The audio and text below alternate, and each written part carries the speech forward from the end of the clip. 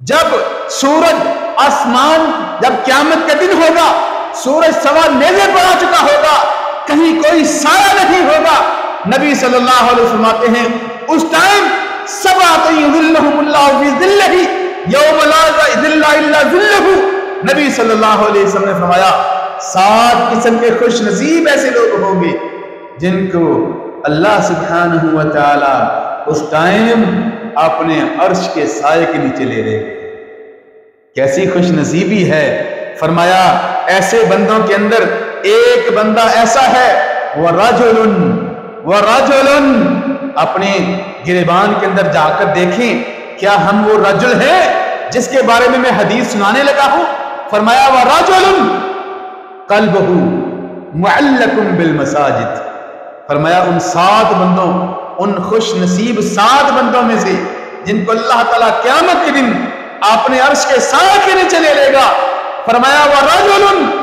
قَلْبُهُ مُعَلَّقٌ بِالْمَسَاجِدِ، ایسا بندہ کہ جس کا دل مسجد کے ساتھ لگ چکا ہو، مسجد کے ساتھ ہی اڑا ہوا ہو، مسجد کے ساتھ معلق ہو، اس کا دل، اس کے دل کا تعلق مسجد کے ساتھ لگ چکا ہو۔ مثال کے طور پر آپ امام سمجھ لیں، آپ مؤذن سمجھ لیں، وہ ہر ٹائم گھڑی دیکھتے ہوں گے کہ جلدی جلدی جا کر مسجد میں جائیں۔ مسجد میں کئی لوگ پہلے آ جاتے ہیں، اور نبی صلی اللہ علیہ وسلم فرماتے ہیں کئی لوگ ایسے ہیں جس طرح مسجدوں کے قلعے ہوتے ہیں۔ قلعے جانتے ہیں کسے کہتے ہیں؟ یہ جب بھینس باندھنی ہو نا، بھینس باندھنی ہو، گائے باندھنی ہو، تو ایک بڑا سا قلعہ زمین کے اندر ٹھوکتے ہیں، پتہ ہے نا،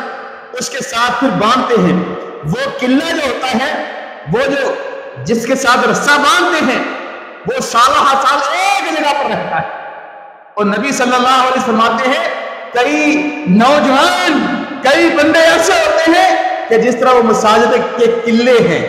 ان کو جب بھی دیکھیں گے وہ مسجد کے اندر اپنی جگہ پر کھڑا ہو کر نماز پڑھ رہا ہوگا، بیٹھا ہوگا، رکوع کر رہا ہوگا، سجدہ کر رہا ہو۔ اور کئی بندوں کی وجہ سے اللہ اکبر، ان کے جبین، ان کے سجدے مسجد میں ایک جگہ پر جب نماز پڑھتے رہتے ہیں ان کے سجدے کے نشان پڑ گئے ہوتے ہیں۔ اتنے خوش نصیب ہیں۔ قیامت کے دن یہ جگہیں جہاں میرے پاؤں کے نشانات پڑ چکے ہوتے ہیں اور آپ کے پاؤں کے نشانات پڑ چکے ہوتے ہیں، قیامت کے دن جہاں دنیا کے اندر آپ سجدہ کر رہے ہیں، مسجد کے اندر آ کر آپ کے سجدے کا نشان پڑا ہوا ہے، یہ جگہیں قیامت کے دن اللہ تعالیٰ کو گواہی دیں گی کہ نہیں؟